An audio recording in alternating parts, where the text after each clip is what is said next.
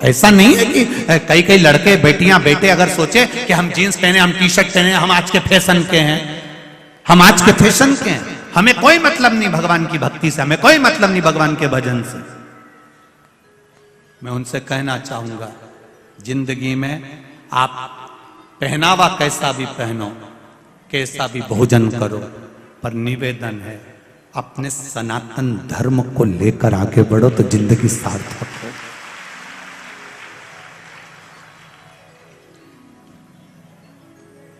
खूब वीआईपी बनो, पर इतने वीआईपी मत बन जाना री मेरी जीजियों कि श्रद्धा जैसे 35 टुकड़े हो जाए। इतने वीआईपी मत बन जाना, खूब वीआईपी बनो, राशि ठाट रखो, एक मोबाइल की जगह 4 लटका के चलो। कौन मना कर रहा है तुमको? 2 हेडफोन की जगह 2-4 और घुसीड़ लो, कोई दिक्कत नहीं, कोई मना नहीं करेगा, कोई नहीं मना करेगा। पर निवेदन, सब कुछ छोड़ दूंगी पर अपना धर्म नहीं छोड़ूंगी, भगवत भजन नहीं छोड़ूंगी, चाहे कुछ। आज सबसे ज्यादा खुशी इस बात की होती है कि मेरी बेटियां, मेरे बेटे, छोटे छोटे बच्चे, ये नवयुवक बहुएं, ये पूरी सभा में आप ये पूरी कथा व्यासपीठ के सामने जितने भी माताएं बैठी हैं, इनमें 80, 85, 90 की तो कम मिलेगी, जितनी भी मिलेगी ना सब नवयुवक बहुएं मिलेंगी। इन्होंने ठान लिया है कि हम शिव की भक्ति करेंगे और आने वाली प्रेरणा देंगे, तो वो भक्ति कर रही है। इनमें देख लो कहीं की डोकरियों मिल जाए चीज जोरदार, और मिलेगी भी तो ओल्ड इज गोल्ड मिलेगी, तो ऐसे मिल जाएगी दमदार। तुम देखो पूरी कथा, ये उठी, प्रणाम प्रणाम प्रणाम, एक और उठी है, जय हो। एक और उठी इधर भी, धन्य है। नमन मेरी माओ को, प्रणाम करता हूं आपके चरणों को, धन्य है। संजय भैया गजब तो करा, डोकरी उन भी आई है। बैठो बैठो, प्रणाम करता हूं आपको, नमन है, नमन। श्री शिवाय। बैठो माँ, बैठो बैठो, प्रणाम करता हूं आपको, बहुत बहुत भाव आपका, इसने ये प्रेम है आपका, ये वात्सल्यता है आपकी, ये करुणा है, और उसकी भक्ति के बिना कुछ भी नहीं। शिव कथा कह रहे, अपना फर्ज मत भूलो। प्रसूति मैया का विवाह दक्ष प्रजापति के साथ हो गया, कई कन्याओं का जन्म हुआ, 60 कन्याएं जन्म ले ली, 27 तो चंद्रदेव के साथ दिया, कई कन्याओं। अब चंद्रदेव के साथ में जो कन्या भी आई, उसमें एक रोहिणी भी थी, जिस पर चंद्र बहुत आसक्त रहते थे, उनसे प्रेम करते थे, उनसे स्नेह करते थे। बाकी की जो धर्म पत्नियां थी उनकी और उसको देखते नहीं, बंदेश है। बाकी की जो धर्म पत्नियां थी उनको वो देखते भी नहीं।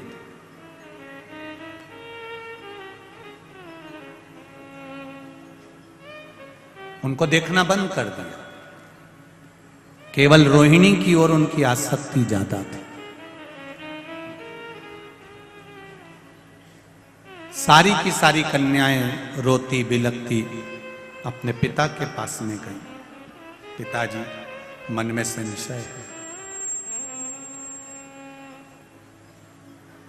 बाप जब तक जीवित है तब तक बेटियों को भी अपने पिता का अभिमान होना चाहिए, होना चाहिए। मेरा पिता है, अभी मेरा बाबुल है, मेरा बाप है, मेरा पिता है। बस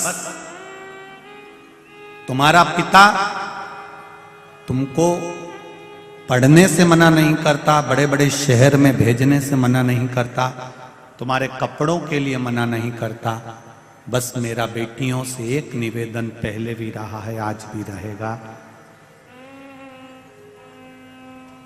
नरक से बेटा कभी अपने माँ बाप को नहीं बचा सकता। केवल एक है बेटी, जो अपने माता पिता को नरकों से बचा लेती है। केवल एक।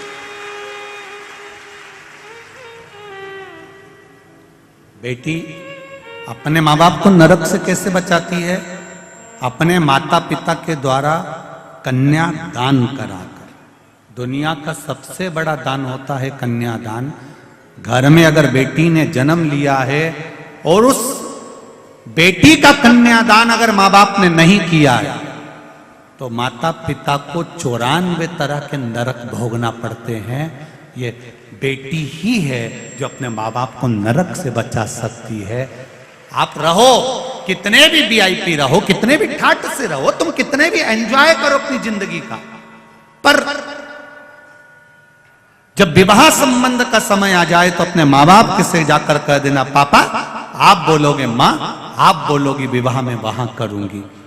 तब कन्यादान का मौका अपने माँ बाप को जरूर दो, जिससे आपके माता पिता को नरक ना भोगना पड़े, नरक ना भोगना। बेटी को अगर जीवन में दुख होता है ना, बेटा मां को प्रिय होता है, बेटी बाप को प्रिय होती है।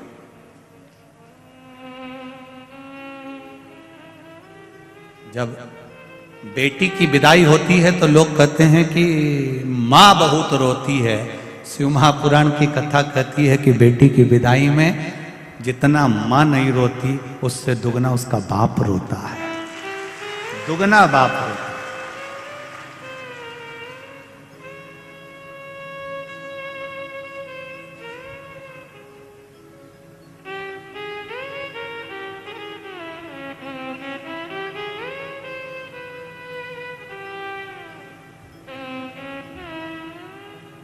पिता पुत्र को पूरी वसीयत दे देता है, पूरी जायदाद दे देता है। पिता बेटी को केवल एक कन्यादान देता है, और वो कन्यादान का जो फल होता है, हजारों अश्वमेध यज्ञ और हजारों सर्वतोमुखी यज्ञ कर लीजिए, और एक कन्यादान जिसको जन्म दिया है बेटी को, उसका कन्यादान कर लीजिए। वो मौका है, चुके ना, उसको छोड़े ना। सारी की सारी कन्याएं चंद्रदेव की बात लेकर अपने पिता दक्ष प्रजापति के पास में आ गई, और दक्ष प्रजापति के पास में आकर बोली, दक्ष प्रजापति के पास में आकर कहती हैं, पिताजी हमको थोड़ा सा दुख है। क्या दुख आ गया बेटी? बाप के रहते अगर बेटी को दुख भोगना पड़े तो वो बाप किस काम का?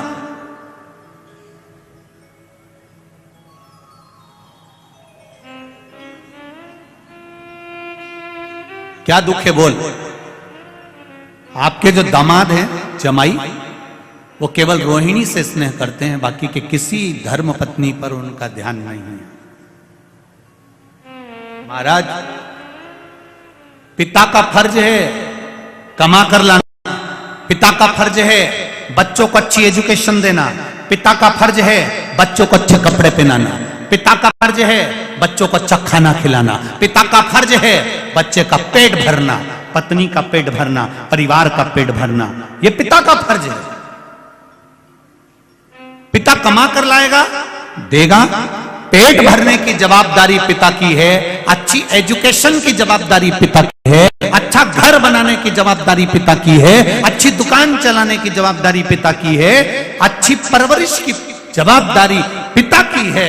पर पिता से ज्यादा जवाबदारी माता की आती है, बच्चों को संस्कार देने की जवाबदारी माता की। पिता से ज्यादा जरूरत है माताओं की, जो अपने बच्चों को श्रेष्ठ संस्कार दें, अपने बच्चों को अच्छा अच्छा ज्ञान दीजिए। रोज अपने बच्चे को शंकर जी के मंदिर में लोटा भर के भेजो जल लेकर। जिस माँ का बेटा बेटी शंकर के मंदिर में जल चढ़ा रहे हैं, शंकर के मंदिर की देहली चढ़ रहे हैं, उस घर के बुजुर्ग कभी वृद्धाश्रम की देहली नहीं चढ़ेंगे।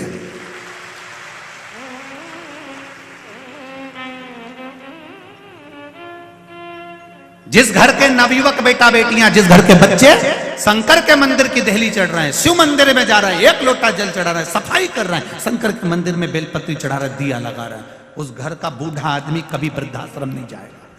क्योंकि वो शंकर के मंदिर में रहकर जब सेवा करना सीख जाएंगे, शिव मंदिर में जाना सीख जाएंगे, अपने धर्म की ओर अग्रण्य हो जाएंगे, तो ये मेरा विश्वास कहता है कि वो कभी वृद्धाश्रम में अपने माँ बाप को नहीं भेजेगा, कभी नहीं भेजेगा, पढ़कर बढ़कर भी नहीं भेज सकता। लगाओ अंदाजा, तुम्हारे इंदौर में वृद्धाश्रम है? जाकर घूम के आना। भोपाल में भी है, सीहोर में भी है, सारे शहरों में वृद्धाश्रम है, एक बार घूम कर आना।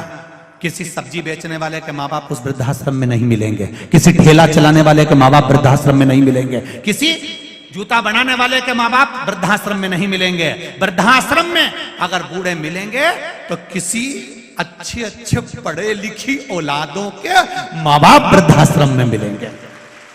गवारों के नहीं, जो पढ़े नहीं है, लिखे नहीं है, कुछ नहीं है उनके पास में, ठेला चलाते हैं, तो भी कह देते हैं भूखा मर जाऊंगा पर अपने माँ बाप की सेवा करूंगा। कुछ नहीं है तो भी माँ बाप की सेवा में लगे हुए हैं। और आज के पढ़े लिखे जो कभी मंदिर नहीं गए, कभी देवालय नहीं गए, पूरी जिंदगी हम अप टू डेट बन के रहेंगे, अपने माँ बाप को वृद्धाश्रम में छोड़ दिए, तो तुम्हारी औलाद तुम्हें छोड़ेगी रे भेरू, छोड़ेगी?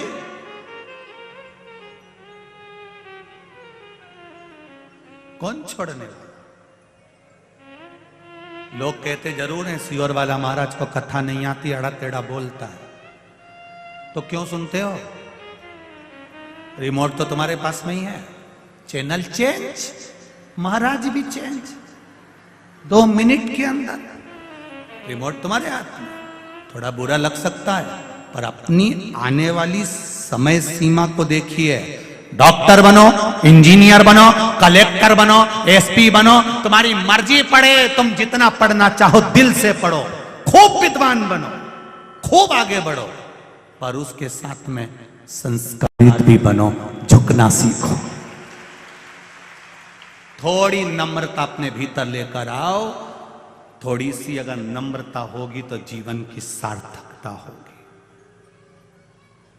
कुर्सी, पद, प्रतिष्ठा ये कब बदल जाती है, कब कौन कहां पहुंच जाता है, कब किसका कहां ट्रांसफर हो जाता है, पता ही नहीं पड़ता। जितने दिन रहो दिल से खुश रहकर अपनी मस्ती में, भगवान की भक्ति में और आनंदमय सनातन धर्म की सेवा में लगे रहो। जितने दिन जीवन किसका देखा, कौन का भरोसा है?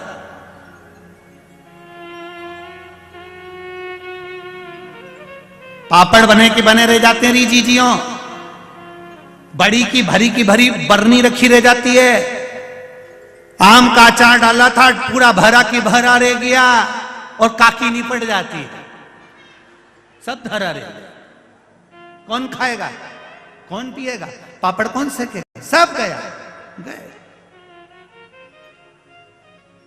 जीवन चला। अभी तुमने देखा ये कोरोना महामारी में कितना पैसा था लोगों के पास में, एक पलंग नहीं मिल पा रहा था हॉस्पिटल में, एक पलंग, एक वेंटिलेटर नहीं मिल पा रहा था। करोड़ों का धन होकर भी अगर कुछ नहीं है तो क्या धन की कीमत है। और ये देखा भगवत भजन, जिसने भगवान की अविरल भक्ति धारण करी, जब कोई नहीं आता तब मेरा डमरू वाला आता है और डमरू बजाकर चला जाता है। क्या है वो? दक्ष प्रजापति ने अपनी बेटियों को समझाया, तुम चिंता मत करो, तुम क्यों रोती हो, क्यों रोना, मैं दामाद को बुलाऊंगा, मैं चंद्रदेव को बुलाऊंगा। 12 ज्योतिर्लिंग में प्रथम ज्योतिर्लिंग है सोमनाथ। सोमनाथ का मंदिर बाद में, पहले चंद्र कुंड पहले। सोमनाथ कौन कौन गया हुआ? गए हो प्रथम ज्योतिर्लिंग का दर्शन करने? तो दर्शन करे होंगे आपने सोमनाथ में चंद्र कुंड के, जिस चंद्र कुंड से भगवान शंकर का शिवालय, भगवान शंकर का शिवलिंग जल के ऊपर आनंदित होकर ठहरता है।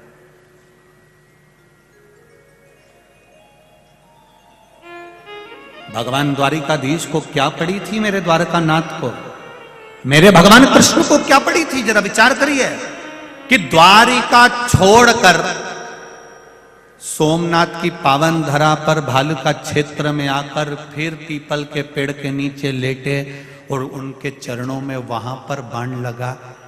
जरा विचार करो, जन्म कहाँ हुआ? कारागार में। मथुरा से गए वृंदावन, वृंदावन गोकुल करते बरसाना गोवर्धन, ब्रजभूमि को त्याग कर मथुरा, मथुरा से फिर द्वारका, द्वारका के बाद भी प्राण त्यागने के लिए आए तो सोमनाथ की पावन धरा पर आए।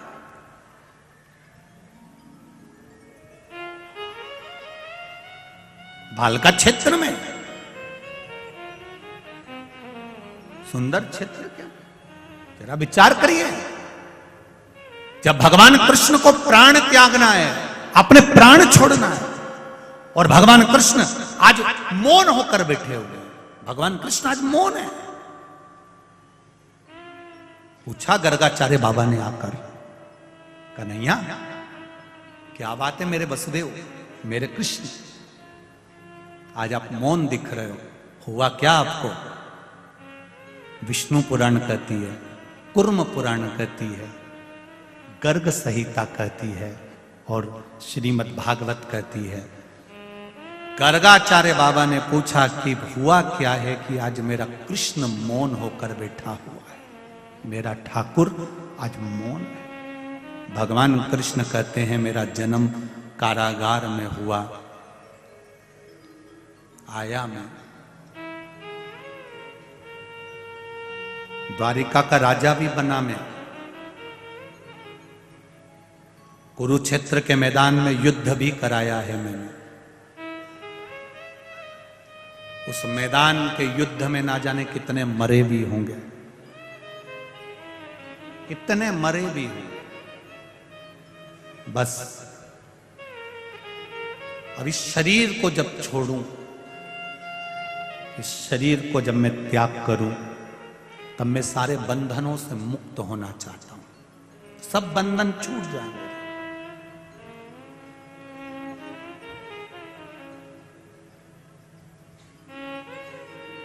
गर्गाचार्य बाबा ने पूछा कि बंधन कहां छूटते हैं, आपको मालूम है?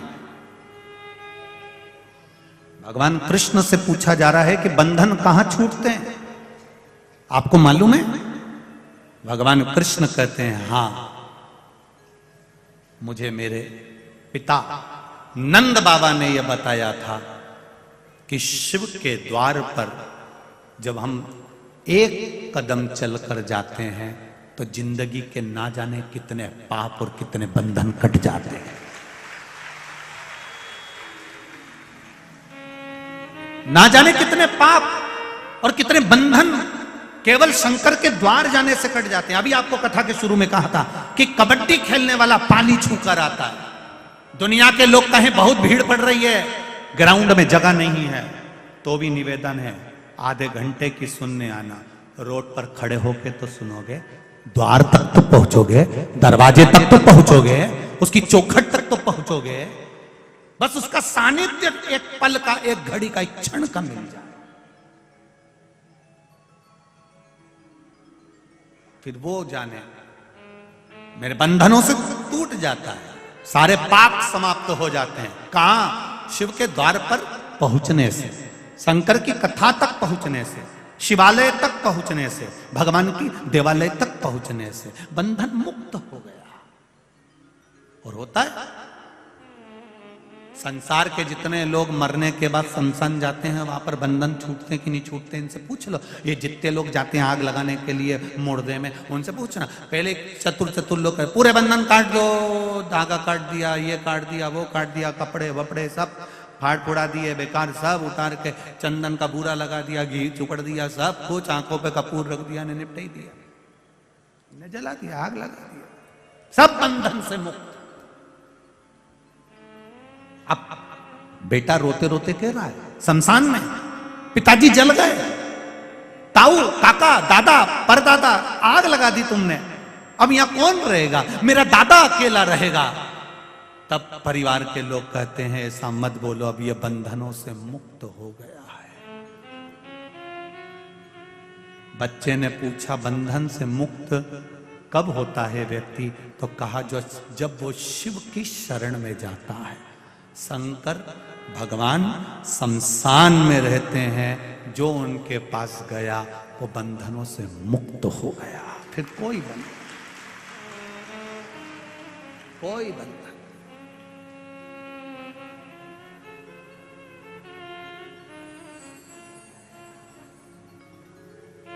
पहले शमशान बहुत दूर होता था, बहुत दूर शमशान,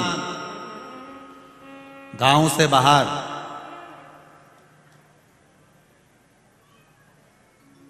अब बड़े बड़े शहरों में तो गांव से बाहर कहाँ जाएंगे, तो गांव के अंदर ही।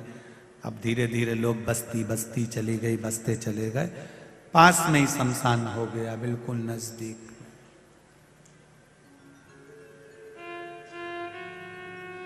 बिल्कुल नजदीक।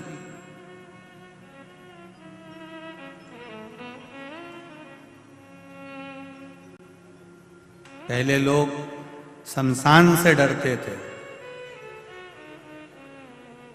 अब इंदौर में तो शमशान भी लोगों से डरे। शमशान को भी लोगों से डर लगता है, मेरे पे कब्जा नहीं कर ले। इंदौर में तो लोग शमशान भी डरे कि ये कहीं इनका मन एक शमशान पे नहीं आ जाए और यहाँ पे कॉलोनी नहीं काट दे।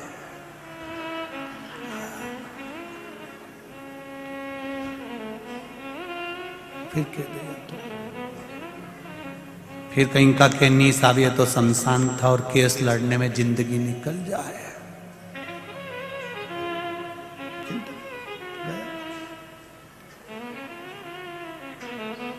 बंधन जहां कटेंगे, भगवान गर्गाचार्य बाबा ने पूछा क्या चाहते हो, मेरे बंधन जहां कटेंगे मुझे वहां जाना है, अपने प्राणों को त्यागने के लिए, अपने शरीर छोड़ने के लिए।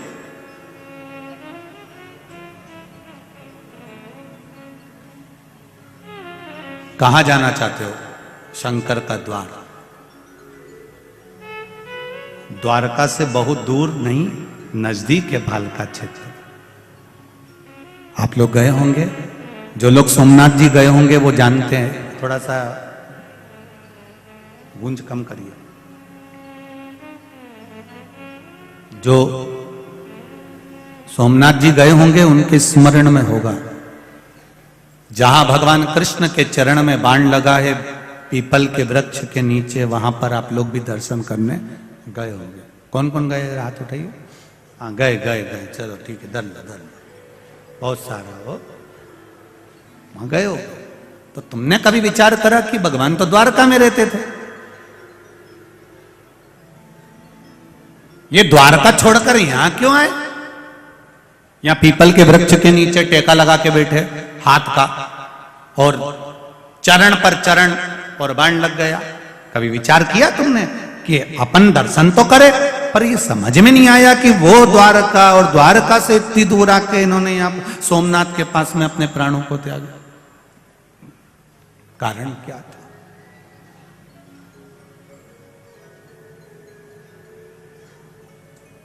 शंभो शरणे पड़े मांगो घड़ी रे घड़ी, दुख काटो दया करी ने दर्शन। आखिर जरूरत क्या पड़ गई, क्यों द्वारका छोड़कर भगवान यहां आ गए? उसका एक कारण था, जरा नाम के व्याघ्र ने जब बाण छोड़ा, भगवान के चरण में जब बाण लगा, तब जरा ने भी पूछ लिया, आप तो द्वारका के निवासी थे, फिर यहां क्यों आए, यहां सोमनाथ की पावन धरा पर, किस लिए?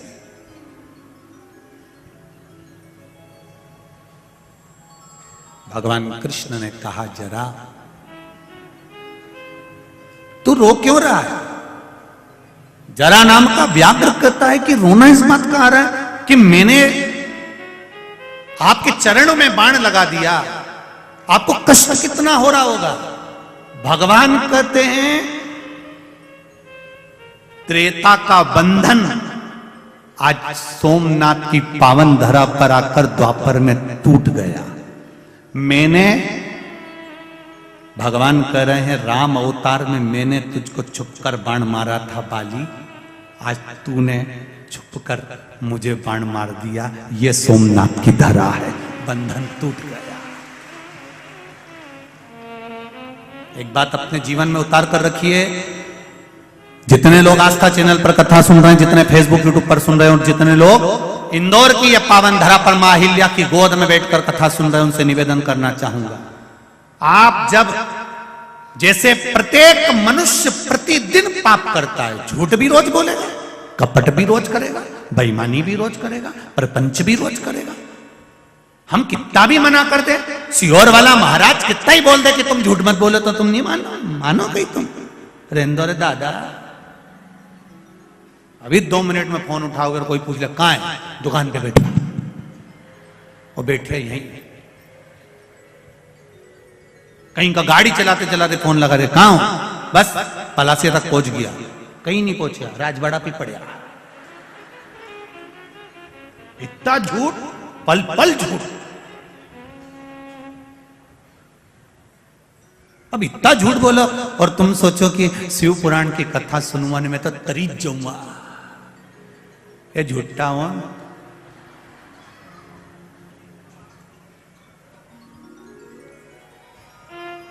कई लोग कहते हैं, साहब तुम ऐसा करोगे तो बैकुंठ चले जाओगे, तुम ऐसा करोगे तो नरक चले जाओगे। हौरे दादा, आज का जमाना का लोग तुरंत कह देते हैं, क्यों बैकुंठ की नंगे, घूम के आ जाऊंगे एक बार, और नरक किधर है वो भी घूमिया। शिव महापुराण में ये नहीं लिखा कि तुम शंकर भगवान को जल चढ़ाओगे तो तुम बैकुंठ चले जाओगे। सुनना जरा अच्छे से, और कहीं का महाराज किए तो उसके चरण भी पकड़ लेना, कहीं नहीं। शिव महापुराण में यह नहीं लिखा कि शिव जी को जल चढ़ाओगे तो बैकुंठ चले जाओगे, शंकर भगवान पर बेलपत्र चढ़ाओगे तो बैकुंठ चले जाओगे, शंकर भगवान का अभिषेक करोगे तो बैकुंठ चले जाओगे। शिव महापुराण में लिखा है, शिव जी को जल चढ़ाओगे या बेलपत्र चढ़ाओगे या अभिषेक करोगे तो पूर्व में हमने कोई पाप करा हो या हमारे जीवन में कोई दुख चल रहा हो तो वो मिट जाता है। बैकुंठ जाने का नहीं कहा। और दूसरी बात सुन लीजिए, शिव महापुराण एक बात और कहती है, जब तुम प्रतिदिन भगवान शंकर पर जल चढ़ाते हो या भगवान का भजन करते हो या भगवान की कथा तक या शिवालय तक, मंदिर तक जाते हो, तो शिव महापुराण की कथा कहती है तुम्हें बैकुंठ जाने की कोई जरूरत नहीं है, बैकुंठ वाला तुम्हारे पास आएगा। अंत समय प्रभु आना पड़ेगा, वचन दिया तो निभाना पड़ेगा। आए ना आए प्रभु कुटुंब कबीरा, अंत समय प्रभु आना पड़ेगा, वचन दिया तो निभाना पड़ेगा। आप बैकुंठ जाएंगे कि नहीं जाएंगे ये हमको नहीं मालूम, और हम जानते भी नहीं है, क्योंकि हम बैकुंठ गए भी नहीं जी, और जो गए वो आए नहीं जी। तो हम ये कभी नहीं कहेंगे आपसे कि आप बैकुंठ, हाँ इतना जरूर कहेंगे, तुम शंकर की भक्ति करो, तुम शिव का भजन करो, तुम शिव का अभिषेक करो, तुम शिव भक्ति में लग जाओ, ये निश्चित है, निश्चित। वो डमरू वाला वो बैकुंठ वाला, वो इंद्र लोक वाला तुम्हें ढूंढते ढूंढते तुम्हारे पास पहुंचेगा। कल कथा में कहा था ड्रेस और एड्रेस सही रखना। आपका एड्रेस होना चाहिए शंकर का मंदिर, शिवालय, शिव पुराण। तो भगवान भी ढूंढता ढूंढता आ जाएगा कि कमला बाई कहां बैठी है, निश्चित है वो ढूंढता हुआ। अब तुम एड्रेस ही सही नहीं रखो तो बाबा बड़ी आफत है। फिर तो फिर कहां ढूंढोगा साहब, ढूंढना।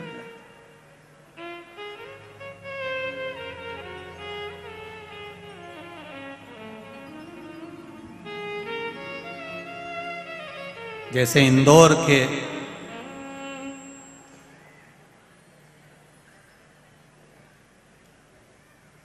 कोई अगर इंदौर के कहीं साधारण छोरा छोरी के अगर कहीं का बेवकूफ बनाना चाहे तो कोई बने में, कोई नहीं बने। एक छोरा ने छोरी से कह दिया, यहीं राजवाड़ा की छोरी से, मैंने तुम्हें कहीं देखा है।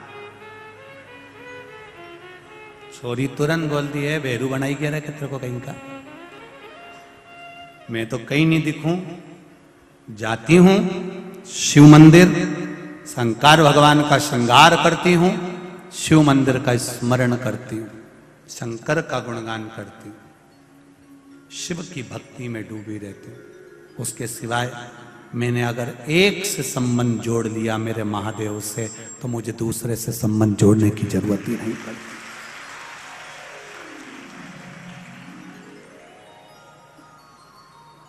बहुत ध्यान देना।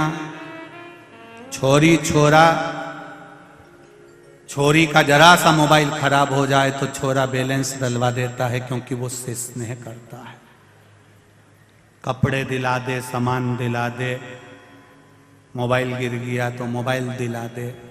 जरा सोचो, एक संसार के व्यक्ति से प्रेम करा तो उसने तुम्हारा मोबाइल का बैलेंस डलवा दिया, तुम्हें गाड़ी पे घुमा दिया, वो भी दूसरे की,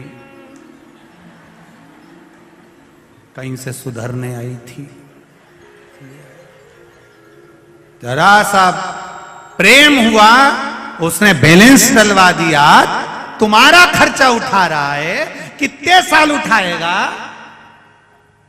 एक जरा सा थोड़ा सा संसार वालों से प्रेम करा, उसने तुम्हारा खर्चा उठाया। एक बार मेरे महाकाल से प्रेम कर कर देखना, वो पूरे परिवार का उठाएगा। अकाल मृत्यु वो मरे जो काम करे, चंडाल का काल उसका क्या बिगाड़े जो भक्त हो। महाकाल का एक बार उससे प्रेम कर कर देखिए, उससे स्नेह लड़ा कर देखिए, उससे नेम लड़ा कर देखिए, उससे मिलो तो। अभी तुम मिले नहीं हो अच्छे से उससे, अभी तो तुम कैमरा वाला से मिले थे बस। अभी एक आध बार जरा अच्छे से उससे मिल जाओ। अब मिल गए हो, परंतु इतनी बार कैमरा वाले ने दिखाया, एक ने नहीं उठाया। बस कहीं नहीं, अपने को ऐसे ही सुधरना है। थोड़ा सियोर वाला महाराज गड़बड़ बोलेगा, बोल दे भले, अपने कोई दिक्कत नहीं है। अपन घर जाके चाय बना के पी लेंगे। और ज्यादा सियोर वाला महाराज पे गुस्सा आए तो उक्कल में अदरक डाल के उसका कूट लेना, कोई दिक्कत, उसमें कहीं टेंशन वेंशन नहीं है। और यही सोचना, और बोल महाराज, कहीं नहीं, जोरदार अदरक को कूट लो तुम, कहीं दिक्कत नहीं अपने, परंतु अपन सुधरेंगे तो सुधरेंगे, ये निश्चित है। अब थोड़ा गुस्सा अगर आए ना तो अदरक ज्यादा डाल लो चाय में कूट कूट के। और सास पूछे आज बहुत तेज आवाज आ रही है, बस कथा सुनने गई थी, वो महाराज ने कह दिया, हाथ हिलाया, गुस्सा तो कुछ भी हो। और महाराज को तो कूट नहीं सकती, तो इसलिए अदरक कूट लेती, तो तुम कूट लो, उसमें कोई दिक्कत वाली बात नहीं है। तुम टेंशन, और सुधरेंगे अपन। बोलो री जी जियो।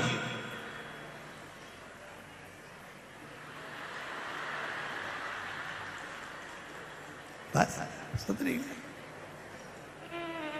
अंत समय प्रभु आना पड़ेगा, वचन दिया तो निभाना पड़ेगा। बस ऐसी प्रसन्नता तुम्हारे जीवन में, ऐसी स्माइल रहना चाहिए। भोले बाबा ढूंढते ढूंढते तुम्हारे पास पहुंच जाएगा। ये मेरा प्रिय है। तुम क्यों उदास होती हो? भगवान कृष्ण ने जरा नाम के व्याघ्र से पूछा, तूने बाण मारा, तीर मारा, मेरे पांव में लगा, पर मुझे आनंद की अनुभूति हुई है उसमें। मेरा बंधन टूट गया, पूर्व का बंधन। मैंने छुपकर तुम्हें मारा था, तुमने छुपकर मुझे मार दिया। ये शिव तत्व है। शंकर भगवान के दरवाजे पर जाने से पूर्व का कितना भी पाप हो वो छिन्न हो जाता है। हमारे पुण्य प्रबल हो जाते हैं।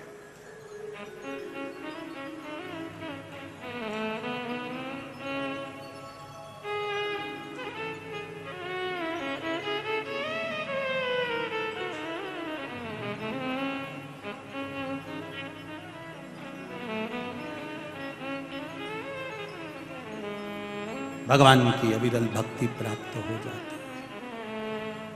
हरि मोए लागे यो काशी को।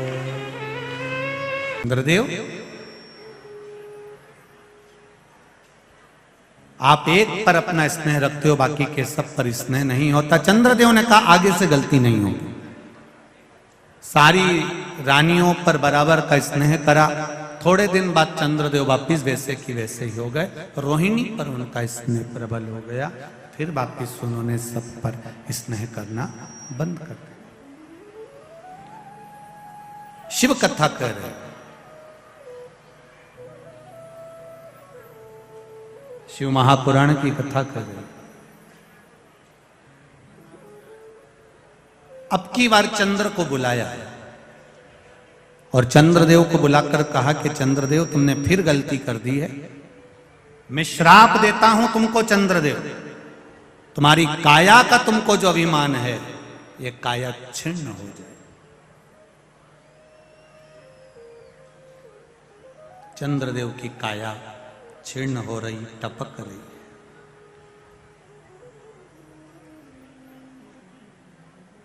जब रोग से ग्रसित हो जाता है मनुष्य,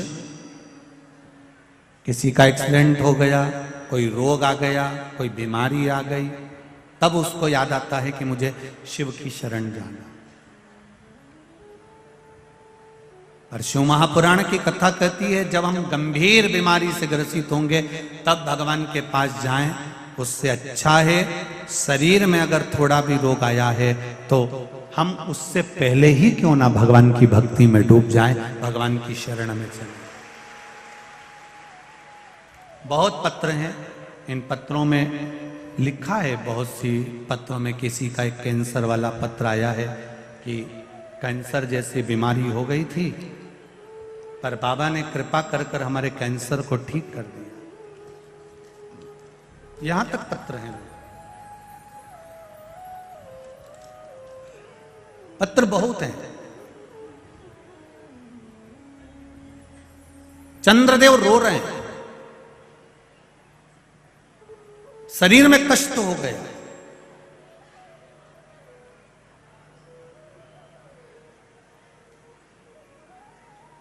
एक बात चंद्रदेव के जीवन में चंद्रदेव को समझ में नहीं आई। मेरा शंभू कहता नहीं है कुछ भी, पर बता देता है। पर नारी पर धन, किसी के पड़े हुए धन, किसी की चेन, किसी का मोबाइल, किसी का पर्स तुमको मिल गया, उसमें से तुमने कितने दिन अपनी जिंदगी खुश होकर जी ली, कितने दिन जियोगे?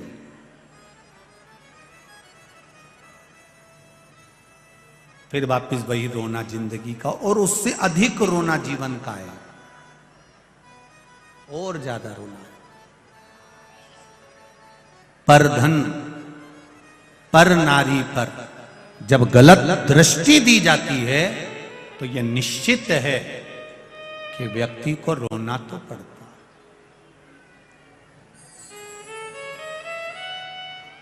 भगवान ने शरीर दिया है, काया दी है, इसका इतना अहंकार मत करना कि अंत समय तुम्हारा रोग से ग्रसित होकर निकले। इतना अहंकार में मत डूबना कि जिंदगी में रोना पड़े। हर पल हर घड़ी उसको धन्यवाद देते रहना कि ये तेरी कृपा से मिला है। शरीर भी दिया तो तूने दिया, घर भी दिया तो तूने दिया, बच्चे भी दिए तो तूने दिया, खाने के लिए दांत भी तूने दिया तो उधर भी तूने दिया, और भोजन भी तू ही दे रहा है। मैं जानती हूं मैं इस लायक नहीं हूं, मेरे जीवन में मैंने पूर्व में क्या करा होगा मुझे मालूम नहीं, पर आज जो निभा रहा है वो तू ही निभा रहा है। मेरा महाकाल, मेरा महादेव निभा रहा है, कोई दूसरा नहीं। काया खराब हो गई चंद्रदेव की। इतना अभिमान था चंद्रदेव को, मेरा तेज, मेरा तेज, मेरा तेज। यहां तक चंद्रदेव ने कह दिया था कि सूरज, सूर्य तू चमकता है तो मेरे तेज से चमकता है। चंद्रदेव ने एक दिन भगवान विष्णु से भी कह दिया था, तुम्हारे शरीर पर जो तेज है और वैकुंठ में तेज है वो मेरी ओर से। चंद्रदेव ने एक बार गुरु बृहस्पति जी से कह दिया था, संपूर्ण ब्रह्मांड में जितने ग्रह चमक रहे हैं ये चंद्र से चमक रहे हैं। चंद्र के सिवा किसी की सामर्थ्यता नहीं कि कोई चमक जाए। चंद्र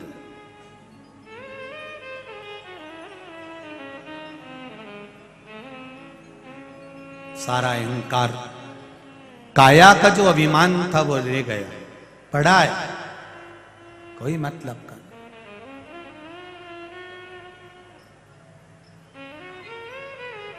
पड़ा है। ब्रह्मा जी के पास में सूचना पहुंची तो ब्रह्मदेव ने नारद जी से कहा, नारद चंद्रदेव से कहो कि शिवलिंग का निर्माण करे और उसकी पूजन करे। समय पूछा गया, शिवजी के पूजन का समय क्या रखा जाए।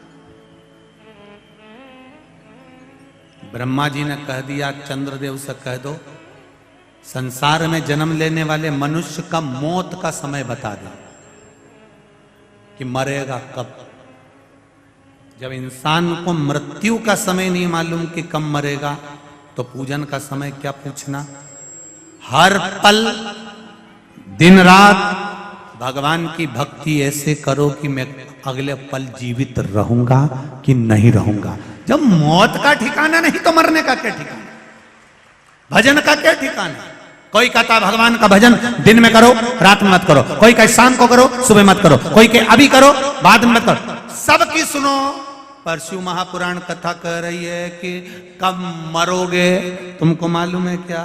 जब तुम्हें मरने का नहीं मालूम है, मालूम पड़े रोटी खाता खाता लुढ़क गया तो उससे पहले ही शंकर का भजन कर लो, उससे पहले ही एक लोटा जल चढ़ा लो, उससे पहले ही शिव की भक्ति कर लो, भगवान का भजन कर लो, राम का लो, कृष्ण का लो, शिव का लो। मृत्यु का ठिकाना नहीं है कि कब मरोगे। तो भजन का भी कोई समय नहीं है, तुम्हारी मर्जी पड़े तब करो, पर शिव का भजन।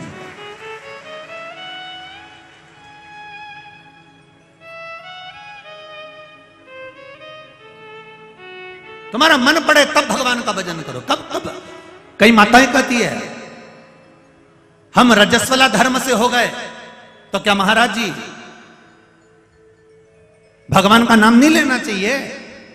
हम कहेंगे मंदिर मत जाओ, हम कहेंगे देवालय मत जाओ, हम कहेंगे भोजन मत बनाओ, हम कहेंगे पूजन मत करो, पर हम ये कभी नहीं कहेंगे कि तुम भगवान का नाम मत लो।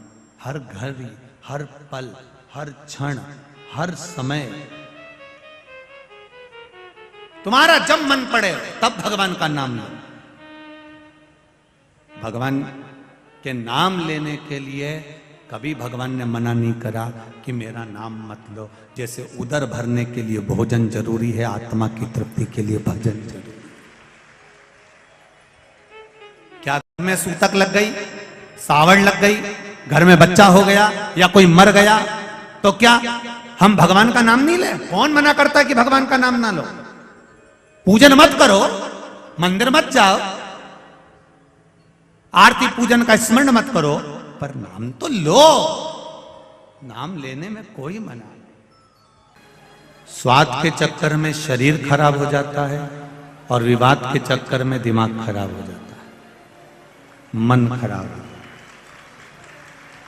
आप जितना स्वाद में पड़ेंगे कि नहीं साहब मुझे तो ये खाना है, नहीं साहब मुझे ये पाना है, नहीं साहब मैं ये नहीं खाऊंगा, मैं तो यही खाऊंगा, जितना आप स्वाद के चक्कर में पड़ोगे,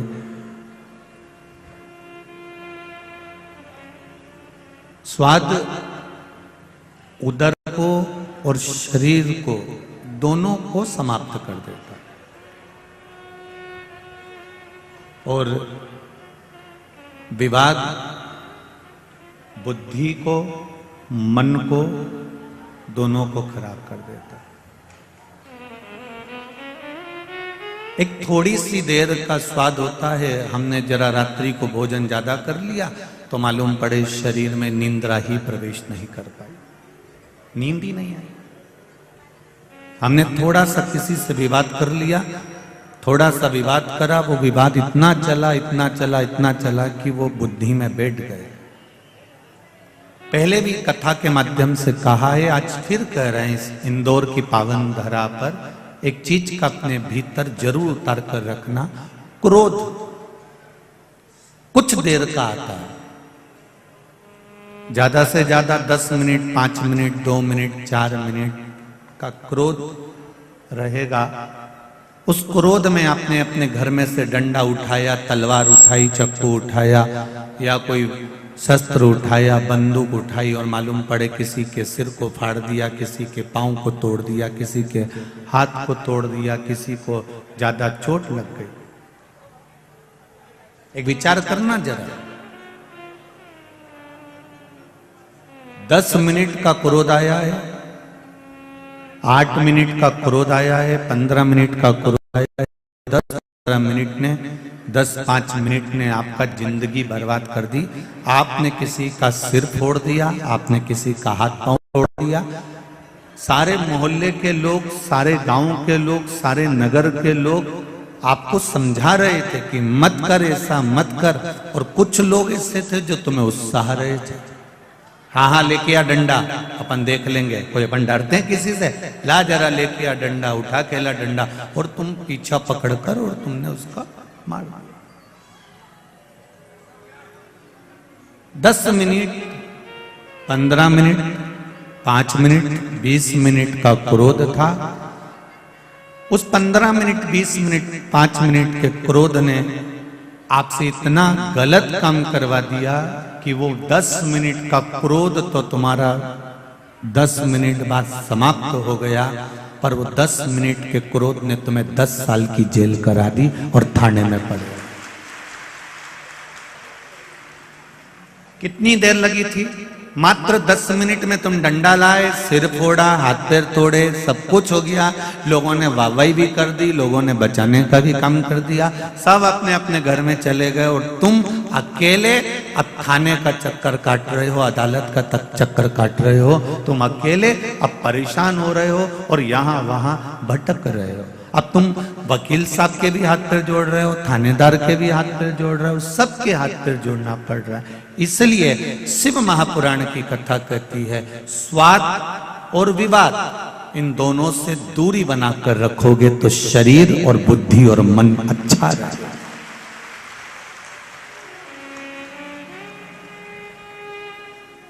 ये मन बुद्धि, ये चित्त, ये वृत्ति आपकी ठीक रहेगी। आप जितना मन को अच्छा कर सकते हो तो विवाद से दूर रहिए। कोई ने आपको गाली दे दी, कोई ने आपको अपशब्द कह दिया, कोई ने आपको आड़ा टेढ़ा बोल दिया, कोई ने आपके लिए कुछ भी वर्णन कर दिया, आप शांत रहो, थोड़ा मौन रहिए, थोड़ा सा शांति बनाकर रखिए, आपको जीवन का सबसे बड़ा सुख प्राप्त होगा।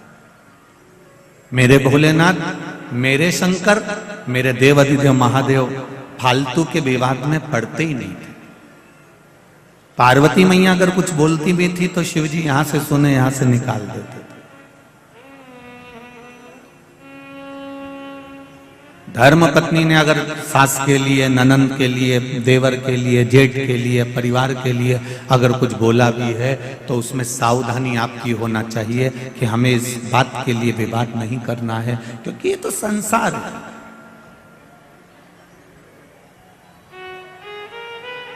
संसार का मतलब ही होता है जिसका कोई सार ही नहीं है, आए हो और जाना है। माता के गर्भ से जन्म लिया था, नग्न अवस्था में थे। पेट भरने वाले ने पेट भरा, मुष्टिकाएं बंदी थी, बुद्धि भी काम नहीं कर रही थी, नेत्र भी नहीं खुले थे, श्रवण शक्ति भी नहीं खुली थी, वाणी भी नहीं खुली थी। तुम्हें यह भी नहीं मालूम था कि तुम अच्छे घर में जन्म ले लोगे, तुम्हें यह भी नहीं मालूम था कि तुम इंदौर में आ जाओगे, तुम्हें यह भी नहीं मालूम था कि अच्छा पुत्र, अच्छा पति, अच्छी पत्नी मिल जाएगी, तुमको यह भी नहीं मालूम था कि अच्छा घर मिल जाएगा, तुमको यह भी नहीं मालूम था कि सुनने के लिए शिव महापुराण की कथा मिल जाएगी। ये तो उस परमात्मा की कृपा से मिली है।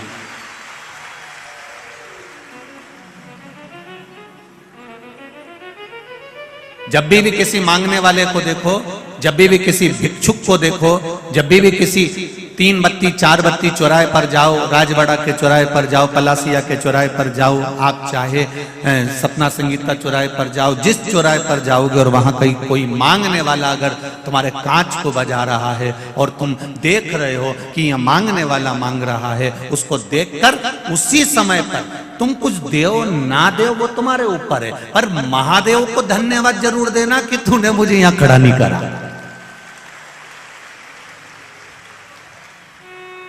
तुम किसी को देओ ना देओ, जिस चौराहे पर तुम्हें भिखारी नजर आए, जिस चौराहे पर तुम्हें भिक्षुक नजर आए, जिस चौराहे पर तुम्हें भिक्षा मांगने वाले नजर आए, उस जगह पर तुम उनको देओ ना देओ ये आपकी मर्जी है। हम ये भी नहीं कहेंगे कि मत दो, कि हम ये भी नहीं कहेंगे कि देओ, हम तो इतना जरूर कहेंगे कि महादेव को धन्यवाद जरूर देओ कि बाबा तेरी कृपा थी जो तूने शरीर अच्छा बनाया, तेरी कृपा थी मुझे घर अच्छा दिया, तेरी कृपा थी जो मुझे भजन करने का मौका दिया, तेरी कृपा थी खाने को अन्न दिया, तेरी कृपा थी थोड़ा सा काम धंधा दिया, पर तेरी कृपा से आज मैं यहाँ हूँ कि मैं गाड़ी में घूम रहा हूँ, मेरे पास भी 2 व्हीलर है, मेरे पास भी 4 व्हीलर है, मेरे पास भी साइकिल है, मैं भी अपने पाँव से चल रहा हूँ, ये तेरी कृपा है। अच्छा हुआ तूने मुझे रेंगने के लायक नहीं बनाया, कहीं पटक नहीं दिया, ये धन्यवाद। जब जब भिखारी नजर आए और भीख मांगने तुम्हारे कांच बजाए, उस जगह पर तुम देओ ना देओ पर उसको धन्यवाद जरूर देना कि तेरी कृपा से यहाँ बैठा हूं।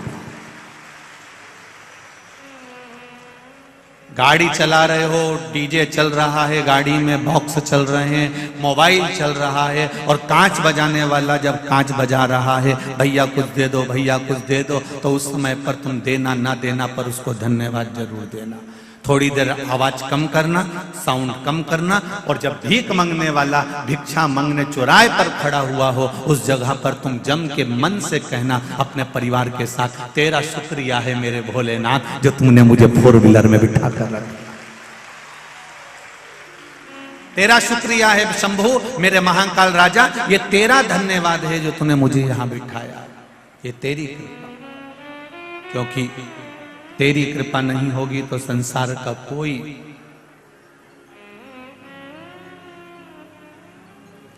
कोई सुख नहीं मिल सकता। तेरी दया है इसलिए आज मैं यहां बैठा हूं, तेरी दया, तेरी करुणा, तेरी उदारता है जो मुझे यहां मिला है, ये तेरी कृपा।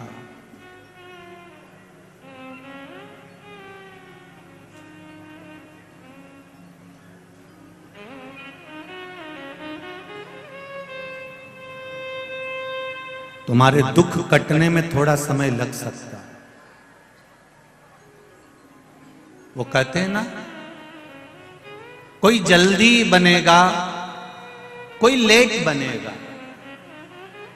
जम के बोलो जरा, कोई जल्दी बनेगा, कोई लेट बनेगा, पर शिव जी को जल चढ़ाने वाला एक दिन सेठ जरूर बनेगा।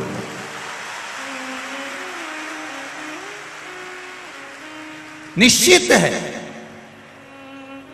वो लंका का राजा रावण राक्षस, असुर प्रवृत्ति का, जब उसे सोने की लंका मिल सकती है, एक चोरी करने वाला चोर शिव जी के मंदिर में चोरी करने आया शिवरात्रि पर, उसने अपना कपड़ा निकाल के जला के आग लगा के उजाला कर कर चोरी का सामान देखा, और शंकर जी उसे कुबेर बना सकते हैं। एक मृगा करने वाला, हिरण को मारने वाला, पेड़ पे चढ़कर रात भर अपने बच्चों के पेट भरने की तैयारी करता है, रात भर बेलपत्री के पेड़ से बेलपत्र गिरती है, पानी की छाजल में से बूंद बूंद पानी गिरता है और नीचे पड़े कंकर पर पर वो जल चढ़ता गया और शिवरात्रि के दिन शंकर जी प्रकट होकर उसका भंडार भर देते हैं। ये शिवरात्रि की कथा। किसी को लेट मिलेगा, किसी को बोलो बोलो जल्दी मिलेगा, पर मेरे महादेव को जल चढ़ाने वाले को एक दिन सेठ पद जरूर मिलेगा। ये निश्चित है, वो मिलेगा।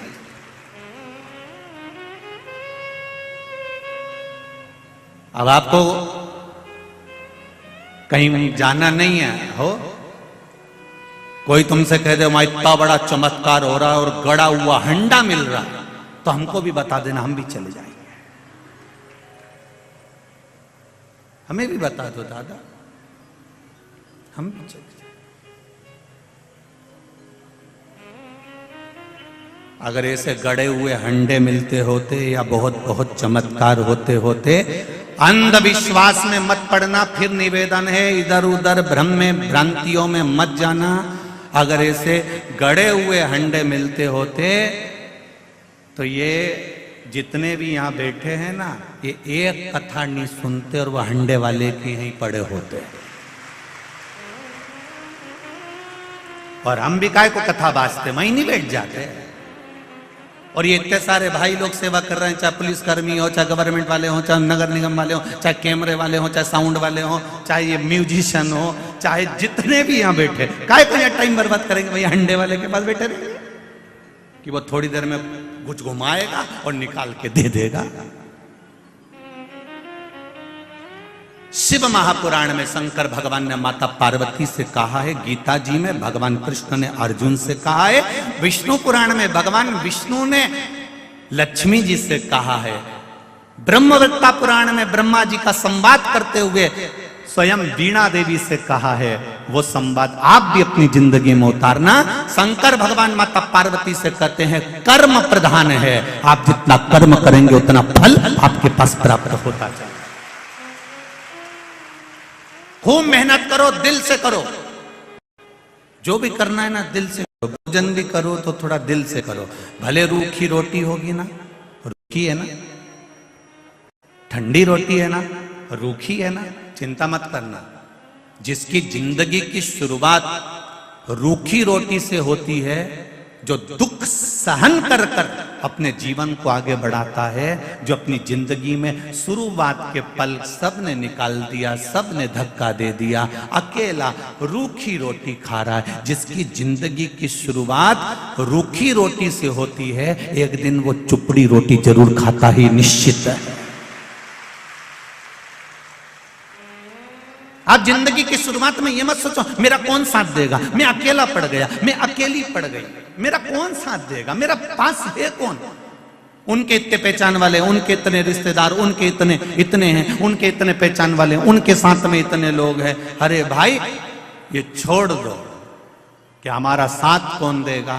साथ देगा तुमने जो शंकर जी के मंदिर में एक लोटा जल चढ़ाया है, जो तुमने शिव भगवान पर एक बेलपत्र चढ़ाई है, जो तुम दिल रखकर शिव महापुराण की कथा में पहुंचे हो, तुम जो दिल से शिव पुराण सुनने वालों का सेवा कर रहे हो, भाव से आनंद से जो तुम गुणगान कर रहे हो, जो राम नाम, कृष्ण नाम, शिव नाम, पंचाक्षर मंत्र, षडाक्षर मंत्र, द्वादशाक्षर मंत्र, महामृत्युंजय मंत्र या श्री शिवाय नमस्तुभ्यम जप रहे हो, वो तुम्हें तुम्हारा साथ देने के लिए तत्पर रहेगा।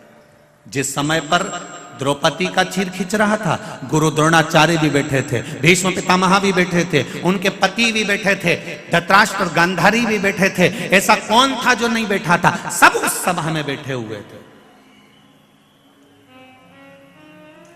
और रोई द्रौपदी, सबके सामने जाकर रोई।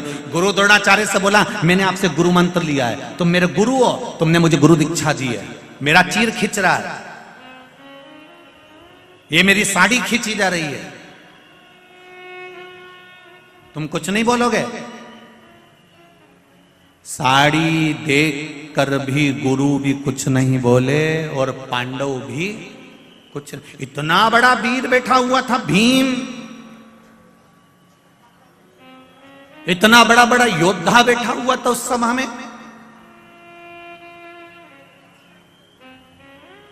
भीम जैसे योद्धा भी बैठे हैं, अर्जुन जैसा धनुष चलाने वाला भी बैठा है, तीर चलाने वाला भी बैठा है। विद्वानों में विद्वान धर्मराज युधिष्ठिर तक बैठे हुए थे, नकुल सहदेव तक बैठे हुए थे। सब साड़ी देखते रहे पर कोई बचाने नहीं आया।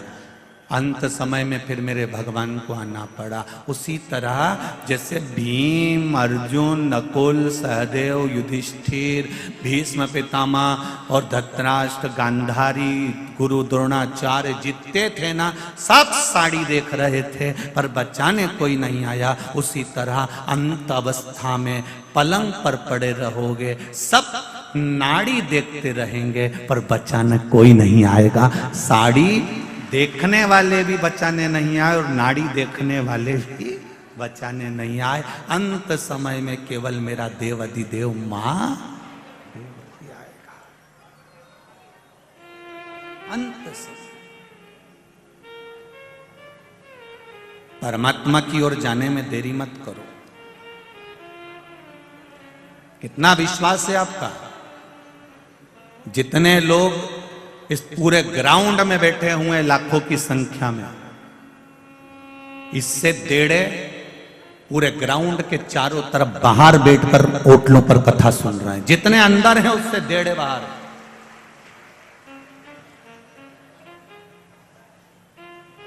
रोडों पर बैठे हैं, किनारे पर बैठे हैं, बाउंड्रियों पर बैठे हैं, गली और कूचे और छतों पर बैठे हैं। विश्वास देखिए आपका कितना होगा शंकर जी के प्रति। और बिल्कुल देरी मत करना, शिव के द्वार जाने में देरी नहीं होना चाहिए।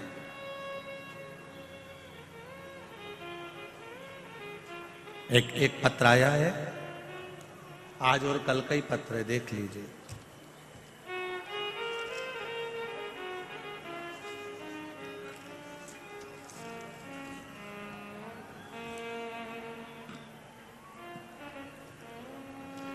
सरिता ओम प्रकाश जायसवाल, खजराना मंदिर के नजदीक इंदौर। मेरा मोबाइल नंबर ये लिखा हुआ है। कहीं बैठी हैं सरिता जी? ओम प्रकाश जायसवाल, सरिता ओम प्रकाश जायसवाल कहीं बैठी हो तो हाथ हिलाइएगा। दिख गई क्या? दोनों हाथ इस तरह से हिला दो, अगर कहीं बैठी हो तो दिख जाएंगे। हाँ दिख गए हो, दिख गए। ठीक है, श्री शिवाय नमस्ते। सरिता जी आपने लिखा है, बखान क्या करूं मैं बाबा, कल मैं कथा सुनने आई थी।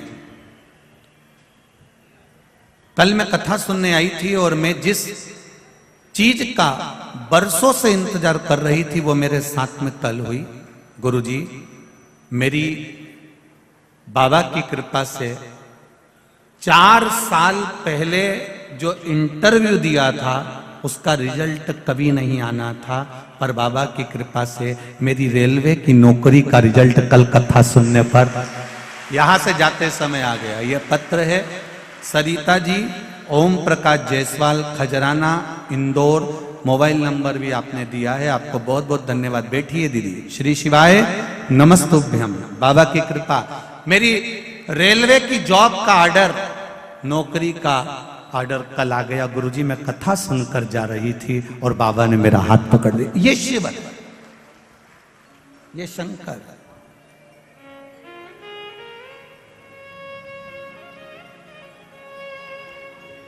आपसे एक बात हमने पहले कथा में कही है, आप लोगों को स्मरण में है कि नहीं है? शिव कथा में जाओ,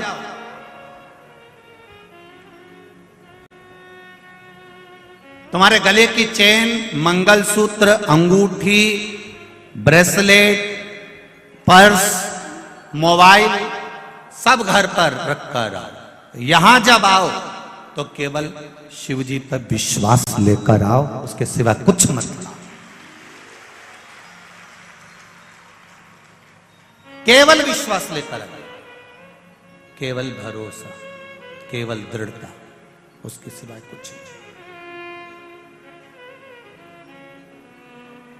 और जब विश्वास पूर्ण होगा तब कुछ फल की प्राप्ति जरूर।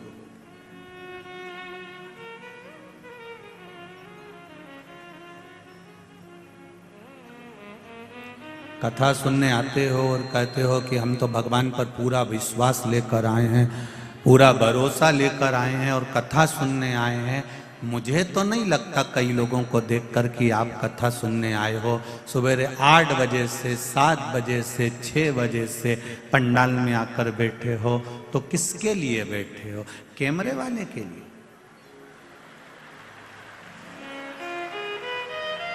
जैसे ही कैमरा तुम्हारी ओर गया, अब कह रही थी कि भगवान हमारी सुनता नहीं है, तो कैमरे वाले को सुना, जिसके लिए आए। आप जिसके लिए कथा सुनने आए हो तो कैमरे वाले से कहो, और बाद में कहते हो हम तो महादेव का, हम कथा सुनने गए थे, हम भगवान की कथा सुनने गए थे। अब तुम्हारा ध्यान तो कैमरे पर।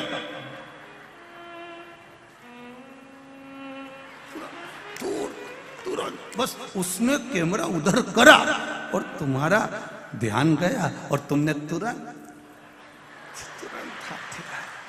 मुझे तो ऐसा लगता है कि घर पे बोल के आती होगी कि मैं सफेद कलर की बोतल हिला दूं, समझ लेना मैं यहीं बैठी।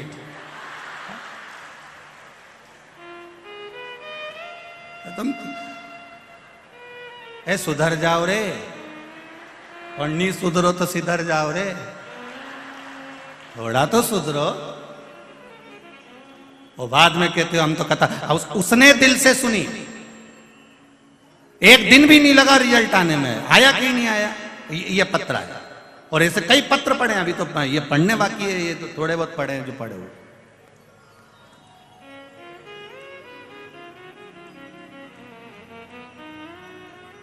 एक काय को टाइम बर्बाद करो रे, सुबह 9 बजे से घर से आ जाओ फालतू का, एक कैमरा वाला का चक्कर में आओ जबरदस्ती का। कौन के तुमको कि इनके देख के टाइम बर्बाद करो? कथा सुनना है तो दिल से सुनो। इशारा तुम्हारा नहीं होना चाहिए, इशारा मेरे महादेव का होना चाहिए, तो कथा का तो मतलब की कथा नहीं तो जरा से में कैमरा उन्नंग गया तुरंत तुरंत का मतलब कैसा। शंभो शरण पड़ी मांगू घड़ी रे घड़ी, दुख काटो दया करी दर्शन आपो। एक माता ने पत्र में लिखा है, मैंने जो कथा वहां हुई थी पटवारी जी वाली, उस कथा को सुना था। उसमें मैंने बाबा से मांगा था कि बाबा मेरी बेटी का शादी नहीं हो रहा है, हम बड़े तकलीफ में थे गुरुदेव, सारे को दिखाया, कहीं बेटी का संबंध नहीं जम पाया।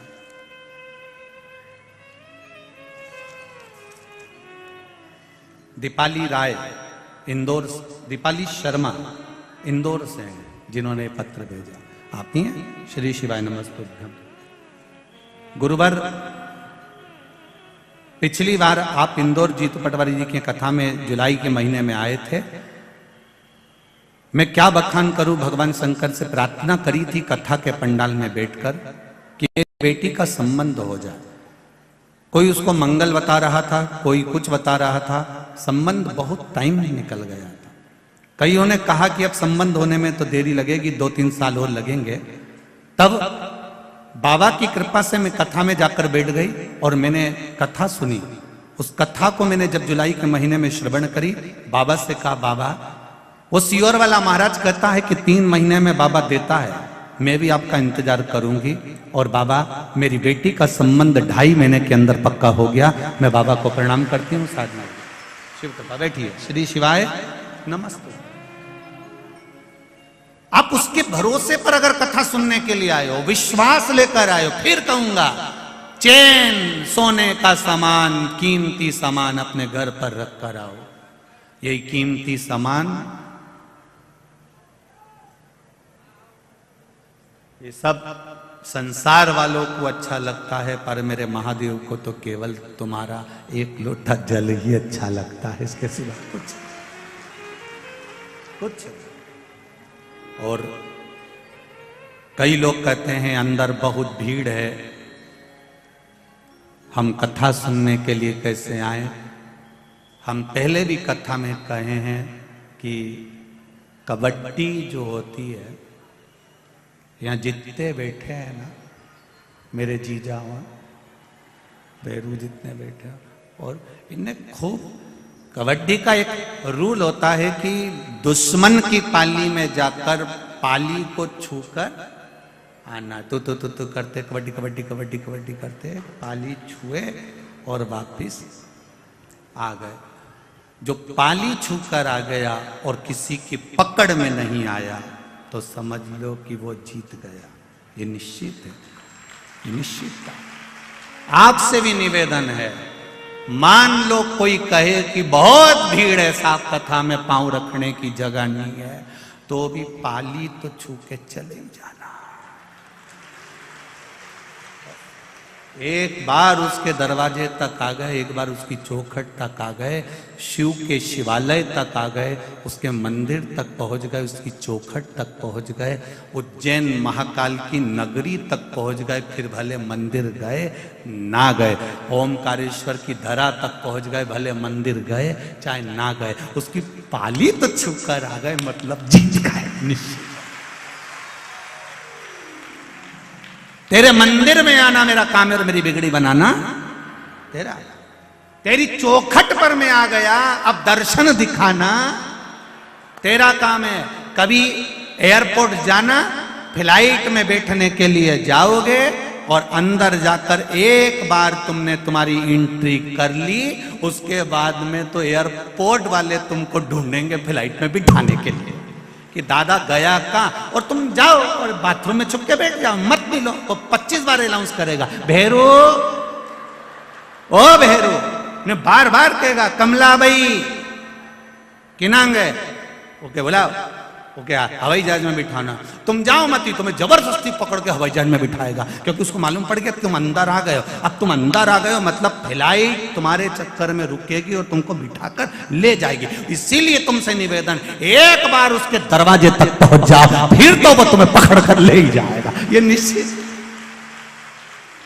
तुम जाओ तो एक बार उसकी चौखट पर, तुम जाओ एक बार उसके दरवाजे तक, तुम जाओ एक बार उसके मंदिर तक, तुम जाओ एक बार महाकाल की नगरी तक, तुम जाओ ओंकारेश्वर तक, तुम जाओ उसकी चौखट तक, तुम जाओ उसकी शिव पुराण तक। वो तुम्हारे द्वार पर पहुंचेगा तुम्हारे दुख को मिटाने के लिए, भक्ति की अविरल भक्ति तुम्हें देने के लिए।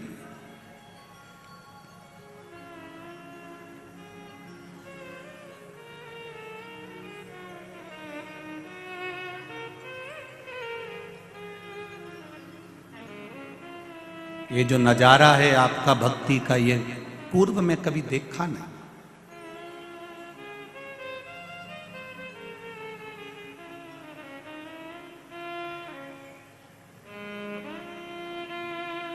आज संपूर्ण मध्य प्रदेश के ज्योतिष आचार्यों का संघ हम जहाँ ठहरे हैं वहां मिलने पहुंचा था। सभी विद्वत ब्राह्मणों को नमन करता हूं, सभी ज्योतिष आचार्यों को। सारे ज्योतिष आचार्य, मध्य प्रदेश ज्योतिष आचार्य का संघ जब वहां पहुंचा, बुजुर्ग ब्राह्मण जनों का जो भाव था, उन्होंने एक शब्द बड़ा सुंदर कहा, गुरुदेव महाराज मिश्रा जी, हमारी पूरी जिंदगी निकल गई, कई मंदिर ऐसे थे जहां पर जाले लगे होते थे, पर आज उन मंदिरों में भी लोग लाइन लगाते हैं, ये शिव की कृपा, ये शंकर की उदाहरण। ऐसा नहीं है कि पुराने समय में कथा नहीं होती थी, कथा बहुत होती थी। पहले कथाकार भी बहुत बड़े, कथाएं भी बहुत बड़ी, कथा भी खूब हुई, भीड़ भी खूब बड़ी। ऐसा नहीं कि भीड़ नहीं बड़ी, पहले कथाओं में भीड़ भी बहुत बड़ी, कथाएं भी बहुत बड़ी, कथाकार भी बहुत बड़े, आयोजन भी बड़े से बड़े हुए, पर एक काम पीछे रह गया था, लोग मंदिर तक नहीं जा पा रहे थे, वो शिव महापुराण ने उनको वहां तक पहुंचा दिया, मंदिर तक चलो। और यही करना कुछ नहीं है। तुम्हारे बेटे को तुमको एनर्जी देना है कि बेटा कर्म करो, पढ़ाई करो, आगे मंजिल तक वो पहुंचाएगा। इंटरव्यू देने तो जाओ, परीक्षा में तुम पढ़ाई करके तो जाओ, खेत में बीज तो बो, कुआं खोदो तो सही, जाओ थोड़ी मेहनत करो, फल जरूर मिलेगा। एक ताला और एक चाबी तुम्हारी ही है। ताला तुमने घर में लगा दिया, चाबी तुमने अपने पास में रख ली। रोज रोज ताला खोलोगे तो वो चाबी लग जाएगी और ताला लगाए हुए 4-6 साल हो जाएंगे, 8 साल हो जाएंगे। उसके बाद में जाके चाबी लगाओगे तो लगेगी क्या?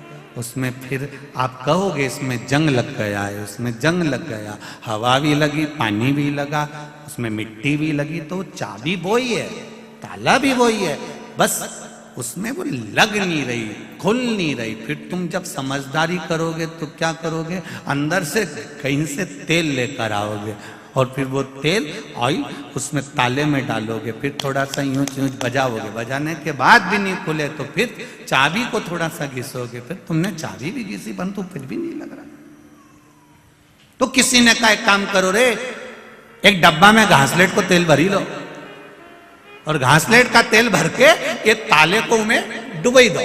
जब ताला घासलेट में डूब जाएगा और डूबने के बाद फिर अपन इसके थोड़ा सा खटखटाएंगे, उसके बाद चाबी लगाएंगे तो लग जाएगी। फिर उन्हें यही किया ना, डब्बा में घासलेट लाई नहीं, उन्हें ऊपर डुबो दिया और डुबोने के 15-20 मिनट बाद चाबी लगाई, ताला खुल गया।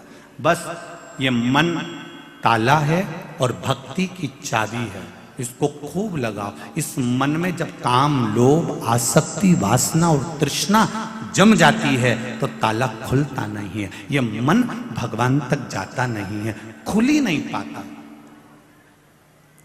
इसको बचपन में भी परमात्मा के पास ले जाओ, इसको जवानी में भी परमात्मा के पास ले जाओ, इसको अधेड़ी में भी परमात्मा के पास ले जाओ, इसको बुढ़ापे में भी भगवान के पास ले जाओ। कोई ये सोचे कि अभी कोई हमारी उम्र है, आराम से जाएंगे भगवान के पास। अभी कोई हमारी उम्र है, बचपन में भगवान का भजन कोई करता है, जवानी में कोई भगवान का भजन करता है, अधेड़ी में कोई भगवान का भजन करता है, तो समझ लेना ताले में जंग लग गई, फिर ये चाबी से नहीं खुलने वाली। फिर क्या करना पड़ेगा? तो के ये ताला नहीं खुले, ये मन, अगर ये चाबी, भक्ति की चाबी से ये मन नहीं खुल रहा है, ये मन परमात्मा तक नहीं जा रहा है, तो फिर शिव महापुराण में ले जाके इसको डुबकी लगवा दो, फिर ये मन पूरा की पूरा खुल जाएगा, ये निश्चित। इसको खोलना पड़ेगा।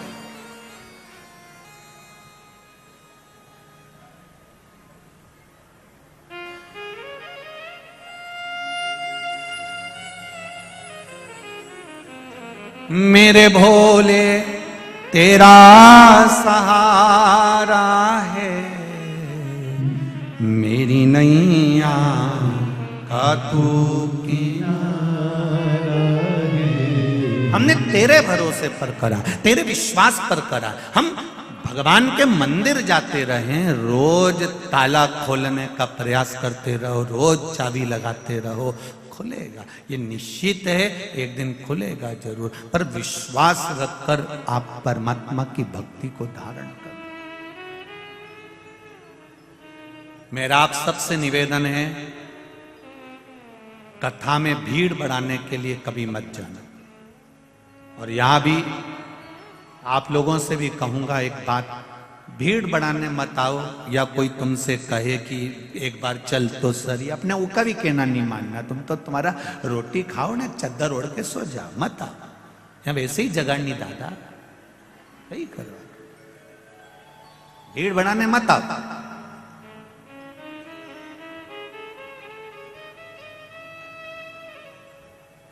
यहां भीड़ बढ़ाने की जरूरत नहीं है, या तो देव अधिदेव महादेव के पास आओ तो अपनी पीड़ा सुनाने आओ कि मेरे जीवन में ये दुख है बाबा, और मेरा विश्वास कहता है सारे दुखड़े तू हर गया डमरू वाले, तो मेरे दुख को देख कर क्यों डर गया डमरू वाले, तू मेरे दुख काटेगा ये निश्चित है। उसके पास में आओ तो दिल से आओ। शिव मंदिर में जाना तो दिल से जाना, शंकर भगवान की चौखट पर जाना तो दिल से जाना।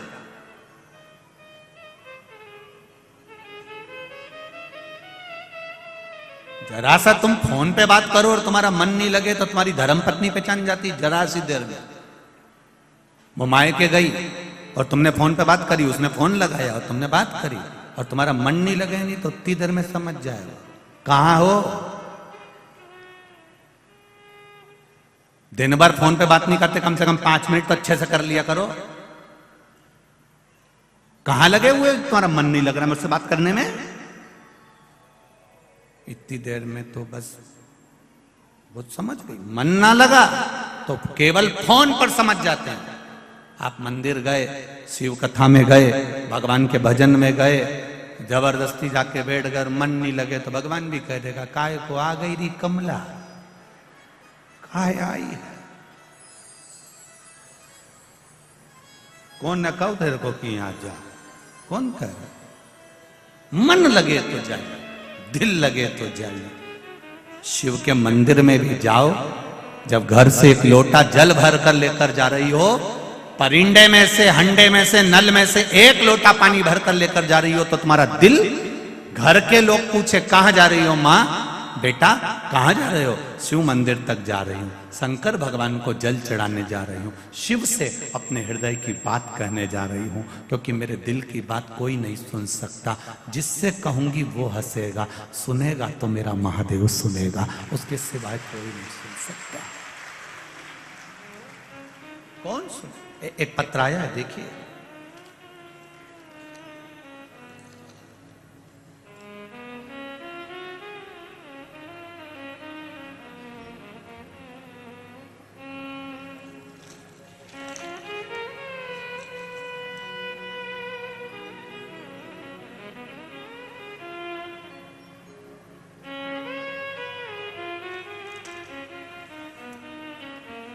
मैं कैलाश ममताबाई सीखी, ग्राम भीकुपुरा, पूजापुरा, तहसील बागली, धारा जी के निवासी हूं। कहीं बैठी हो तो हाथ हिलाइएगा,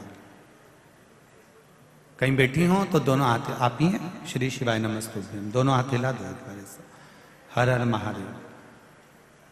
गुरुजी शिव की महिमा का और आप क्या वर्णन करूं। मेरा लड़का 15 वर्ष का है जिसको लीवर में इन्फेक्शन हो गया था। उसको मैं एप्पल हॉस्पिटल इंदौर लाया, जहां डॉक्टरों ने जांच करने के बाद उसके बचने की कोई उम्मीद नहीं बताई। कह दिया आप इसको घर ले जाओ। फिर उसकी रिपोर्ट लेकर 2-3 बड़े अस्पताल में हम बताने गए। सभी डॉक्टरों ने मना कर दिया कि इसका लीवर काम करना बंद कर दिया, कुछ दिन बिल्कुल डैमेज हो चुका है, इसका लीवर बिल्कुल काम नहीं कर रहा, शून्य पर आ गया और ये अंतिम पड़ाव पर है, जाए।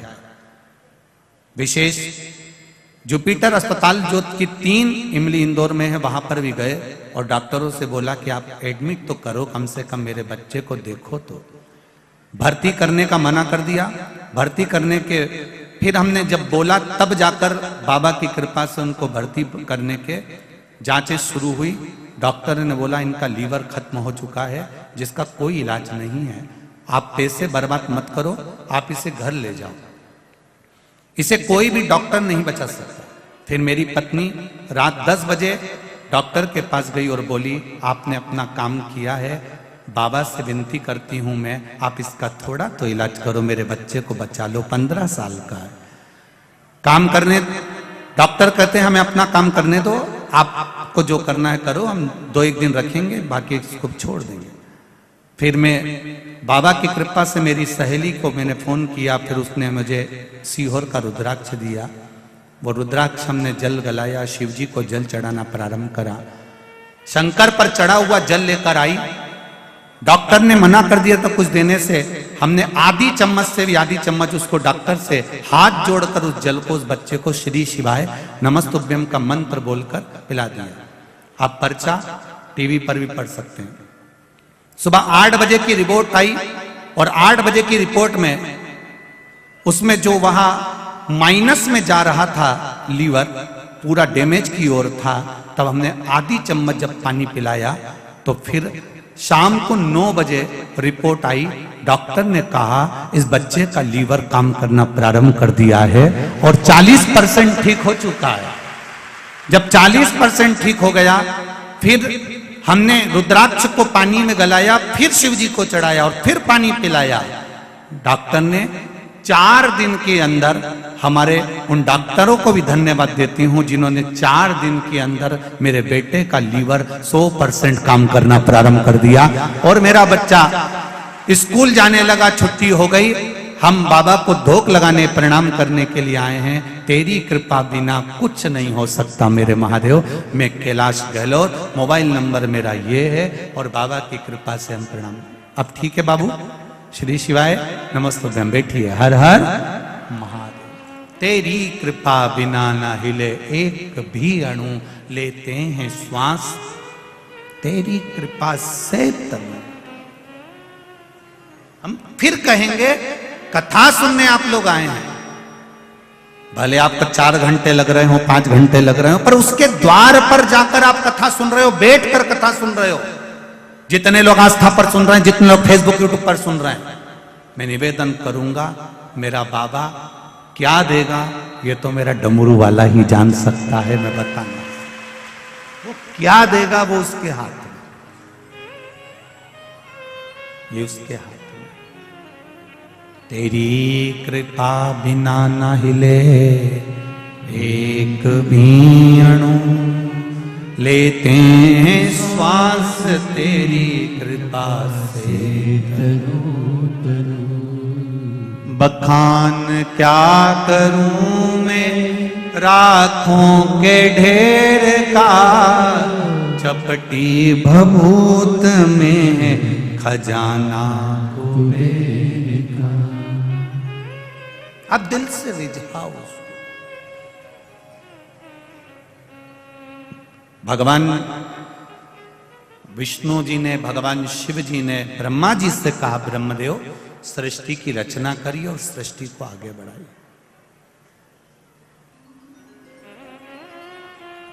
हमारा जन्म जिस लिए हुआ है वो कर्म हमको पूरा करना है। अपने बच्चों को छोड़कर, अपने परिवार को छोड़कर, अपनी पत्नी या अपने पति को छोड़कर, अपने पुत्र पुत्री को छोड़कर, अपने कुटुंब और परिवार को छोड़कर हमें उनसे मुंह मोड़कर नहीं जाना। थोड़ा सा दुख आया और तुमने कह दिया मैं तो मर जाऊं तो अच्छा, तो कौन मना कर रहा है? मरो नहीं, निपटो।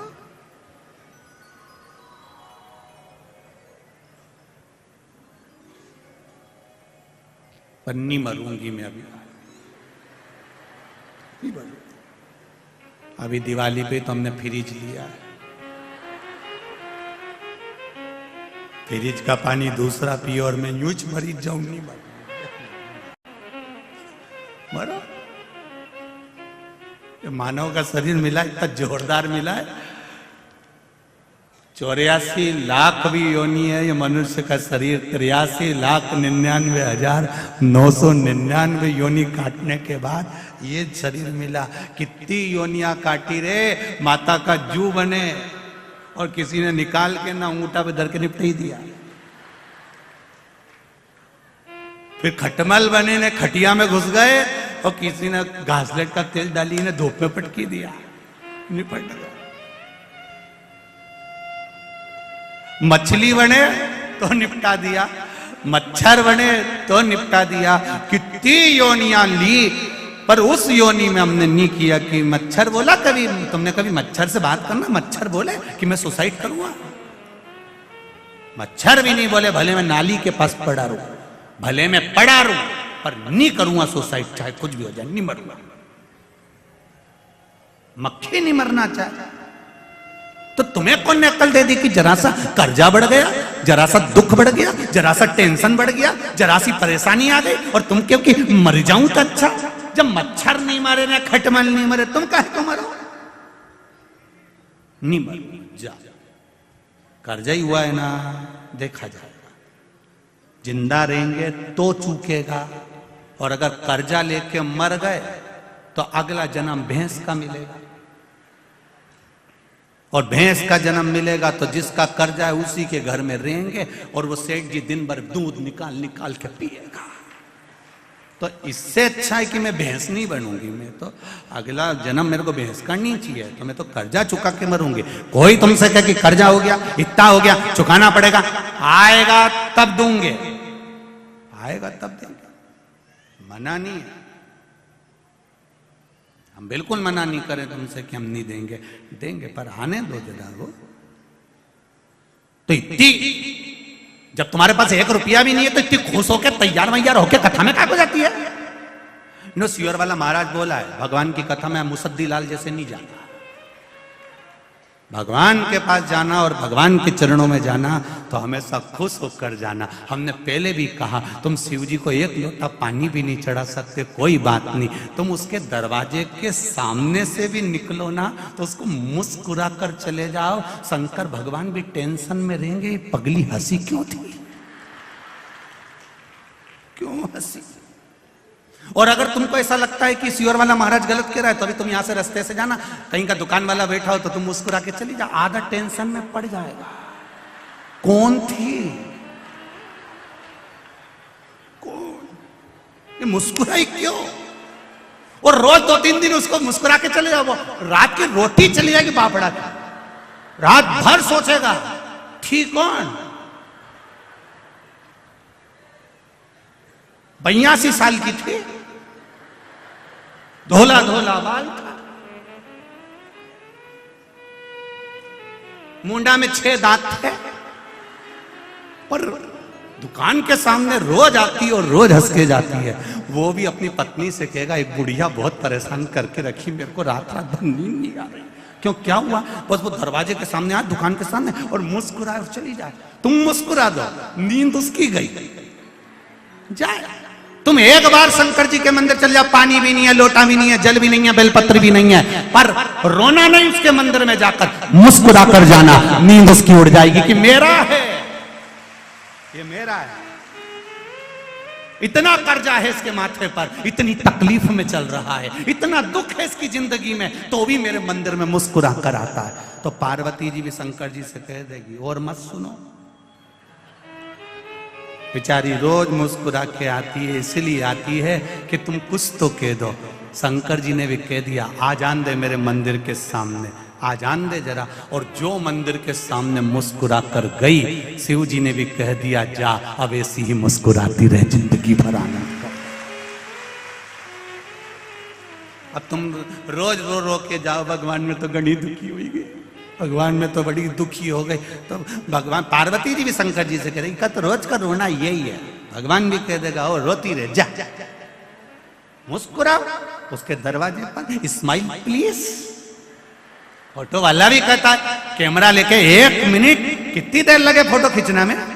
बोलो री इंदौर वाली जी जी हो, कितनी देर लगे फोटो खींचने में? 1 क्षण, केवल बटन दबी और फोटो खींच गया। अब इतनी सी देर लगी और फोटो वाले ने तुमसे कितनी बड़ी बात कह दी, ए अम्मा स्माइल प्लीज।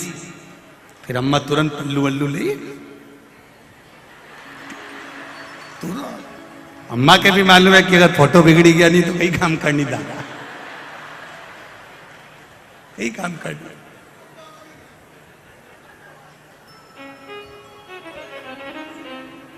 अभी कहीं हमने वो अखबार में पढ़ा था, किसी न्यूज में देखा था कि वो आधार कार्ड बन रहा था, वो वोटिंग कार्ड, हमने टीवी में और न्यूज में देखा था, तुमने भी पढ़ा होगा। उसमें लिखना था कि श्रीमान ये गुप्ता, उनने लिख दिया श्रीमान कुत्ता। सही है कि गलत है? उनने लिख दिया श्रीमान कुत्ता। अब पत्नी के हाथ में वो आ गया, उसने पढ़ा, आए जी, आए जी। पति दौड़ के आए, क्या हुआ? तुम्हारा कार्ड आ गया है। क्या लिखा है? तुम तो कुत्ता थे, अब वो यह कुत्ता कैसे होगा? विचार करिए दादा, बच्चे रहो, अब तुमने ये कैसे लिख दिया? उसके द्वार तक जाओ, दुनिया कहे कहने दो, फोटो वाला 1 सेकंड लगा था, 1 सेकंड में खटका दबा, फोटो खींच गया। और फोटो खींचा, बस उसने बोला स्माइल प्लीज। उसने क्यों बोला? 1 मिनट की स्माइल 1 सेकंड की दी है और फोटो अच्छा आ गया। तुम्हारी 1 मिनट की स्माइल से अगर फोटो सुधर सकता है तो तुम्हारी 1 मिनट के भजन से जीवन सुधर सकता है। 1 मिनट का भजन तुम्हारे जीवन को सुधार सकता है। करो भजन, भगवान की भक्ति।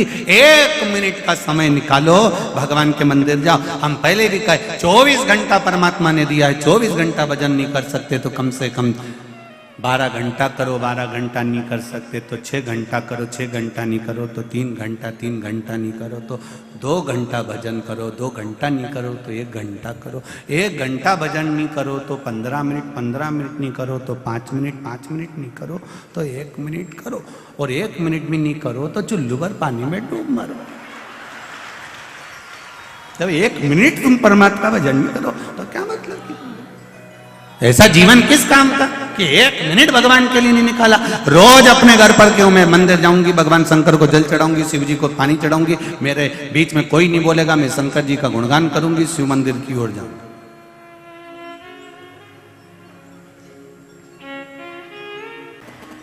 और यदि सृष्टि की रचना सही हो जाएगी तो ये निश्चित है कि ये संपूर्ण ब्रह्मांड का सुख प्राप्त हो। संपूर्ण ब्रह्मांड का सुख। जब ब्रह्मा जी ने सृष्टि की रचना करी तो ब्रह्मदेव जी ने भगवान शिव जी से पूछा, भगवान शंकर जी से पूछा, बाबा आप ये बताइए कि सृष्टि की रचना करने के लिए मुझे करना क्या? भगवान कहते हैं कि पुरुष और स्त्री का निर्माण करना।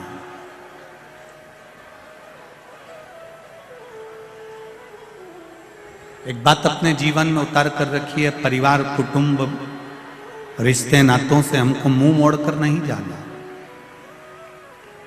हमको उनके बीच में रहना है, हमको उनके साथ रहना है। और साथ में रहकर जो तकलीफें जीवन में आती है उसको सहकर आगे बढ़ते चले जाएं।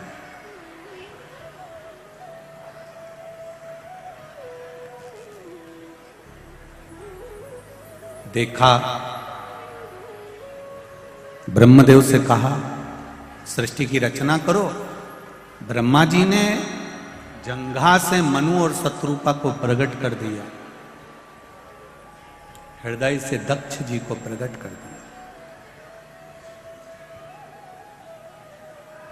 उत्तानपात, प्रियवत, देवहूति, प्रसूति, आकुति ऐसी कन्याओं का वर्णन।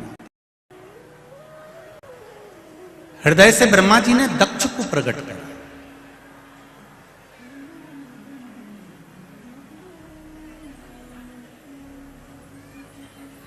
अब हृदय से जब दक्ष को प्रकट किया गया है, जब हृदय से दक्ष को प्रकट करा गया है तो दक्ष प्रजापति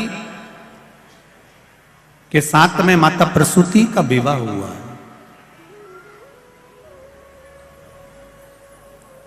माता प्रसूति के गर्भ से जितने बच्चों ने जन्म लिया वो सारे की सारे संस्कारवान। इसलिए आज भी हॉस्पिटल में जहां बच्चा जन्म लेता है उस जन्म लेने वाले कक्ष के बाहर लिखा रहता है प्रसूति कक्ष। मतलब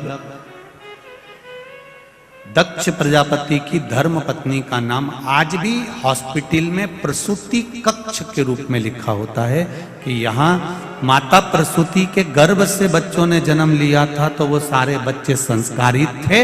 इस कक्ष में जो बच्चा जन्म लेगा वो भी संस्कारवान होगा, ये निश्चित है, ये निश्चित था। उसका नाम प्रसूति कक्ष रखा गया।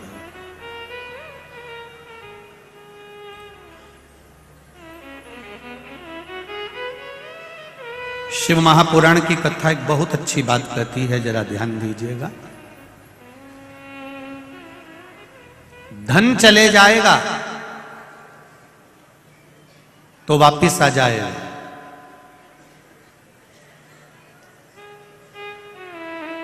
पर धर्म मत जाने देना। अगर धर्म चले गया तो बहुत मुश्किल से वापिस आएगा। धन वापिस आ सकता है, पर हमारा धर्म गिरने ना दे।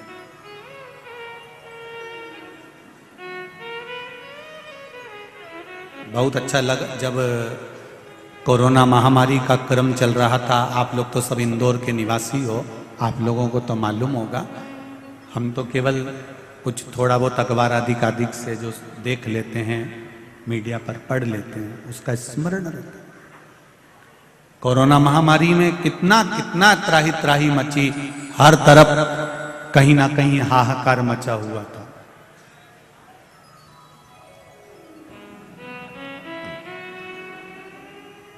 मैं आदरणीय संजय भैया शुक्ला जी को धन्यवाद देना चाहूंगा इस चीज के लिए कि उन्होंने कोरोना महामारी के समय पर ऑक्सीजन मशीन हो, चाहे दवाइयां हो, चाहे हॉस्पिटल हो, उस समय पर इनका सहयोग बड़ा पड़ा।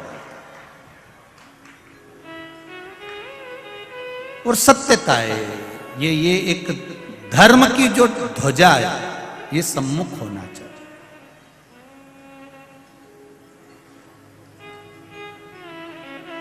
धर्म की ध्वजा अग्रण्य होना चाहिए, और उसका जो सुख है वो सुख कहीं नहीं मिल सकता। कल रात्रि को यहां पर बहुत सारे लोग सोए हुए थे, इंदौर वालों लोग, आप लोग तो दर्शन करने आते होंगे। रात्रि के समय पर यहाँ पर जो लोग सोते करते हैं, बाहर से आए हुए जो अतिथि लोग हैं, वो भजन करते हैं, कीर्तन करते हैं रात भर। संजय भैया शुक्ला परिवार ने तो, उनके मित्र मंडली ने तो व्यवस्था करी है रुकने की भी, और भोजन आदि की सब व्यवस्थाएं बाहर से आए हुए लोगों की करी है। पर फिर भी मेरे इंदौर के जो दानवीर हैं, वो जब यहाँ पर रात्रि के समय पर आकर कोई बिस्कुट, कोई खिचड़ी, कोई कुछ बांट रहा था, उसके मैसेज जब हमारे सीहोर कुबेरेश्वर धाम पर गए, वीडियोस गए, बड़ी प्रसन्नता हुई कि मेरा इंदौर इंदौर है, ये साधारण नहीं। आप दुनिया की सेवा कर रहे हो, मान रहे हैं, पर ये शंकर के जो भक्त हैं, ये कोई साधारण नहीं है। इसी कथा के पंडाल में एक IAS ऑफिसर भी बैठी हुई है, जो महाराष्ट्र से आई है, केवल कथा सुनने के लिए आई है, और इसी पंडाल में सोती है, और कथा सुनकर 7 दिन की चली जाएगी।